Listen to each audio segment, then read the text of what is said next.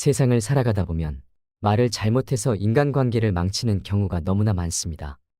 입으로 망한다라는 말이 그냥 있는 것이 아니겠지요. 나의 말로 인해 누군가에게 상처를 주는 경우도 있고 누군가가 나에게 말로 비수를 꽂는 경우도 있습니다. 의도하지 않았더라도 이런 일은 종종 발생합니다. 충분히 가까워졌다고 생각해서 이 사람은 믿을 수 있겠다고 생각해서 나의 속마음을 드러내고 했던 말들로 인해 오히려 사람도 잃고 상처받고 손해만 봤던 경험이 없으신가요? 가까운 사이라서 편해서 가까운 사이라서 조심하려고 하다가 한 행동 때문에 힘들어지는 경우가 많습니다. 아무리 친해도 드러내면 후회하게 되는 것이 있습니다. 법륜 스님의 지혜를 듣겠습니다. 우리가 말을 잘하는 것도 중요하지만 해서는 안 될 말을 절대 하지 않는 것은 더 중요합니다. 첫째는 돈 자랑입니다. 말한 값을 치러야 하는 경우가 있습니다. 나 이번에 돈 많이 벌었다. 이번에 보너스 탔다. 나 이 정도 돈 있어. 이 말을 들은 사람에게서 한턱 내라. 돈 좀 빌려주라는 말이 자연스럽게 나옵니다. 더 문제가 되는 것은 표정이 바뀌고 질투하는 사람도 나타난다는 것입니다. 얕보이기 싫어서 한 통장 자랑이 위험을 부르는 경우도 있습니다.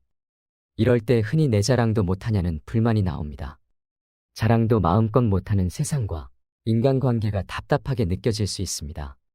하지만 인간의 본성과 상대방의 입장을 고려해 본다면 불만이나 답답함이 조금은 누그러들 수 있지 않을까 생각합니다. 자랑은 위험을 불러일으키기 쉽고 그 위험도 크다는 것을 알게 되기 때문입니다. 자랑은 남에게 말해서 문제가 생깁니다. 혼자 속으로 마음껏 자랑하세요. 굳이 사람들 앞에서 얘기를 꺼낼 필요가 없습니다. 자랑은 일종의 과시욕입니다. 내가 가진 것을 과시한다는 것은 내 얘기를 들어주는 사람, 봐주는 사람이 없으면 소용이 없기 때문입니다. 말했으니 말한 값을 치르게 되고 들어준 대가도 치러야 합니다. 내가 돈 자랑을 했을 때 돈을 빌려달라는 사람이 많아지는 것은 자연스러운 현상입니다. 여유가 없는 사람보다 여유가 좀 있는 사람에게 돈을 부탁하는 것은 자연스럽습니다. 자신이 이런 정보를 줬으니 상대는 기회를 활용하는 것뿐입니다. 친척 생일, 경조사 등에서 얼마나 돈을 낼지 기대하는 사람도 있습니다. 사람의 욕심이라는 게 무섭습니다. 나도 모르게 그런 생각을 하게 됩니다. 너 돈 많다며? 돈 많은데 이 정도는 쓸 수 있는 거 아니야? 하고 바라는 게 생깁니다. 기대에 못 미치면 그만큼 좋지 않은 평이 나옵니다. 소문이 퍼져 더 많은 사람에게서 연락이 올 수 있습니다. 그동안 연락이 뜸했던 친척이 찾아오기도 합니다. 도움을 요청하는 생면부지의 사람들의 연락도 자주 받게 됩니다. 실제로 복권에 당첨돼서 당첨금을 받으러 가면 어떻게 알고 온갖 기부단체들이 돈 좀 기부하라고 그렇게 연락이 온다고 합니다. 얼굴도 모르는 사람이 내가 돈이 있다는 사실 하나만으로 나에게 돈을 요구하고 부탁을 합니다. 돈을 자랑하는 사람 중에는 자랑하고 싶은 마음에 어쩌다 한번 잘 번 것을 이야기할 때가 있는데 듣고 있는 사람은 그 금액을 최대가 아닌 최저로 받아들입니다. 없다고 해도 더 있겠지라는 생각으로 계속 두드려 봅니다. 그래서 현명한 사람들은 돈 자랑을 하지 않습니다. 계속 자랑할수록 여러 부작용이 생긴다는 것을 알기 때문에 조용히 있는 것입니다. 상대의 마음을 아프게 할 수 있고 상대적 박탈감이나 질투를 부를 수 있다는 것을 예상합니다. 기쁨을 마음껏 나누기도 힘들다는 생각에 친구나 인생이 쓸데없고 덧없다는 생각이 들기도 합니다. 하지만 친구가 잘 되면 기뻐해주는 친구는 있습니다. 물질적으로 친구 관계를 판단하지 않고 정신적인 관계로 대하는 친구가 바로 그런 친구입니다. 친구가 잘 됐다는 말에 같이 기뻐해주는 사람이 진짜 친구라지만 그동안 처신이 좋지 않았던 사람에게는 좋은 반응이 없겠지요. 먼저 자신이 그동안 성숙하게 행동했었는지부터 살펴봐야 합니다. 자랑할 때 상대방의 입장을 생각하는 것이 부족하다면 문제가 생깁니다. 내가 돈을 벌어서 자랑하고 기쁠 때 돈 때문에 힘들어진 사람도 있을 수 있습니다. 이런 부분도 생각할 수 있는 깊은 마음과 배려가 필요합니다. 우리는 항상 겸손해야 합니다. 길게 자주 말할 필요 없습니다. 들뜨는 것은 모두가 같이 기뻐할 수 있는 상황일 때 해도 늦지 않습니다. 기쁜 일이 있을 때는 나보다 상대를 생각하는 것이 좋습니다. 앞서 말씀드렸듯이 자랑을 하려면 내 앞에 사람이 있어야 합니다. 그 사람을 배려하는 것은 당연한 일입니다. 배려하기 싫다면 나에게 다가올 과보를 감내하거나 사람 없이 하면 됩니다. 어느 누구도 탓할 필요 없습니다. 질투에 미리 대비하는 사람이 있습니다. 아무리 친해도 조심할 건 조심하는 사람입니다. 이들은 질투는 인간의 자연스러운 감정이란 걸 받아들입니다. 인생이나 인간관계가 허탈하다며 힘들어하기보다 이해와 배려로 이를 극복합니다. 둘째는 친구를 영업 대상으로 대하는 태도입니다. 진국인 친구가 없다며 한탄하지만 정작 나는 진짜 친구를 만드는 노력을 하고 있는지 생각해 볼 필요가 있습니다. 진짜 친구가 아니면 친구는 없다고 생각하는 것은 실수입니다. 가깝지 않아도 좋은 친구가 될 수 있습니다. 그런데 이런 친구를 놓치는 실수를 하는 경우가 있습니다. 그중 하나는 친구를 도구로 여길 때입니다. 나와 친구할 사람을 골라서 사귀고 도움이 안 되면 버리고 마음에 안 들면 언제든지 새로 교체하면 된다는 식으로 접근하는 사람은 정말 크게 후회할 실수를 하고 있는 것입니다. 내가 그렇게 대하면서 진짜 친구, 좋은 친구를 원한다면 그런 희망은 결코 이루어질 수 없습니다. 평상시 친구를 대하는 자세가 내 친구 관계에 그대로 나타나게 됩니다. 친구를 대하는 나의 자세는 어떤가요? 지나온 세월 동안 친구를 도구로 봤던 적은 없는지 곰곰이 생각해 봐야 합니다. 친구를 영업 대상으로 여겨 설득하려 하거나 친구니까 이 정도는 도와줄 수 있겠지 하며 도움을 바라고 만날 때마다 자기 얘기만 줄줄 늘어놓으면 친구 관계가 깨지기 쉽습니다. 이것은 직업 정신이 투철해서일 수도 있고 회사에서 교육받을 때 지인 영업을 은연중에 부추겼을 수도 있습니다. 실적에 떠밀리는 나의 초조함을 덜고자 친구를 찾아가 힘들게 할 수도 있습니다. 얼마나 어려우면 친구가 싫어할 것을 알면서 찾아갈까요? 하지만 이런 상황은 오래 끌수록 나만 힘들어집니다. 이때 이런 상황이 과연 얼마나 어려운 상황인지 되짚어봐야 합니다. 친구를 내가 도와줘야 직장을 유지한다면 어차피 직장에서의 생명은 얼마 가지 못합니다. 지인 영업에서 벗어나지 못하는 사람은 회사도 원하지 않습니다. 회사와 나 사이에 누가 손해를 보고 있는지 생각해봐야 합니다. 나는 실적 압박에 시달리면서 인간관계도 다 깨진다면 이것이야말로 늪에 빠진 격입니다. 회사에서 성장할 방법을 찾든지 새로운 직업을 모색해봐야 합니다. 내가 바뀌지 않으면 문제를 해결하기 힘들어집니다. 보통 우리가 영업하는 친구를 싫어하는 이유는 귀찮게 하는 것도 있지만 자신을 이용한다는 생각 때문에 싫습니다. 이것에서 벗어나려면 친구가 필요하다는 말이 나오기 전까지는 말을 꺼내지 않는 것이 좋습니다. 친구의 도움이 필요하다면 솔직히 도와달라고 이야기하는 것이 낫습니다. 차라리 내가 발전할 수 있는 방법을 의논하는 것도 좋은 방법입니다. 친구가 자신을 이용하는 것이 아니라 정말 도움이 필요하다는 것을 느끼기 때문입니다. 셋째는 돈을 빌려달라고 말할 때 정색하는 모습입니다. 평상시 밥도 잘 사고 이런저런 도움을 주었습니다. 그런데 피치 못할 사정으로 돈이 부족하게 되어 이 사람에게 200만 원만 융통을 부탁했습니다. 그런데 돌아온 말이 가까운 사이에 돈거래는 하지 않는 것이란 말을 들었다고 합니다. 뭔가 도움을 얻기 위해서 그동안에 밥을 사고 도움을 준 것이 아니었습니다. 받아먹을 때는 좋아라 했으면서 내가 도와달라고 하니 냉정하게 대하는 태도에 사람에 대한 회의가 생겼다고 합니다.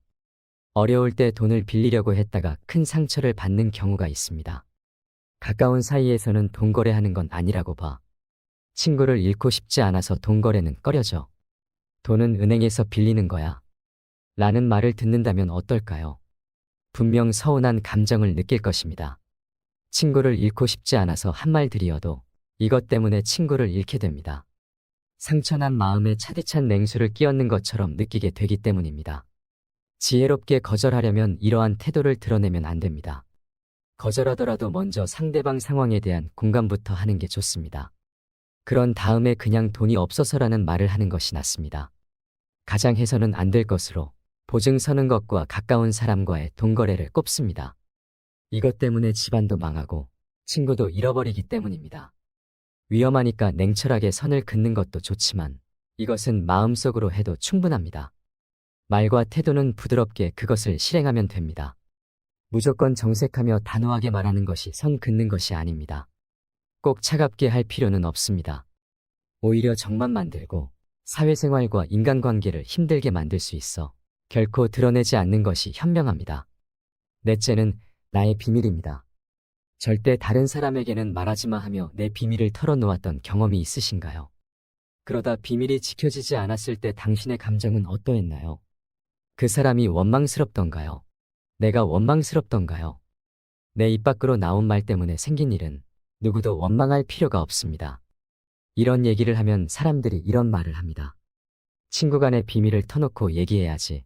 비밀을 터놓지 않는 게 친구냐고 말이죠. 그런데 이 비밀을 가족관계에서도 터놓고 얘기했다가 발설되거나 오해가 쌓이면서 집안이 난리가 나는 경우도 있습니다. 우리가 너만 알고 있어 하고 말하는 순간 이미 비밀이 아닙니다.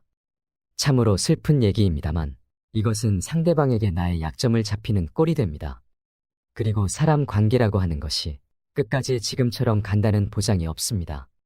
내 마음과 상대의 마음이 다를 수도 있지요. 다섯 번째는 타인의 비밀입니다. 입으로 죄를 짓는 것 중 하나가 타인의 비밀을 말하는 경우입니다. 내가 다른 사람의 비밀을 알고 있다면 그것은 내 가슴 깊숙이 묻어두세요. 그러고 죽을 때까지 가지고 가는 것이 인간에 대한 예의입니다.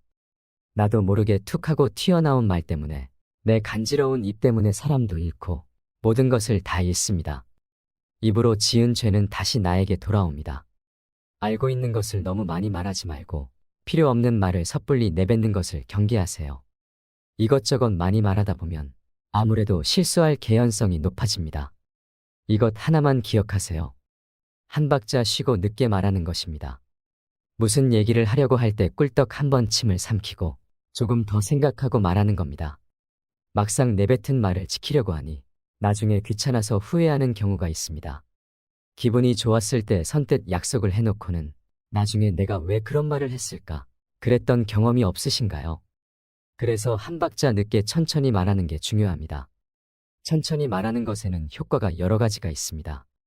말을 천천히 하면 목소리가 낮아지고 정중해집니다. 야, 그래 가지고 말이지 뭐. 이런 식으로 말을 하면 말에 무게가 없어 보입니다. 사람이 가벼워 보이게 되죠. 그러나 목소리를 낮춰서 생각하고 말하면 목소리가 낮아지고 정중한 느낌이 듭니다. 사람이 가벼워 보이지 않고 있어 보이게 됩니다. 소위 높은 자리에서 사람들에게 존경받으며 살아가는 사람들이 말을 빨리 하는 경우는 거의 보지 못했습니다. 말을 천천히 합니다.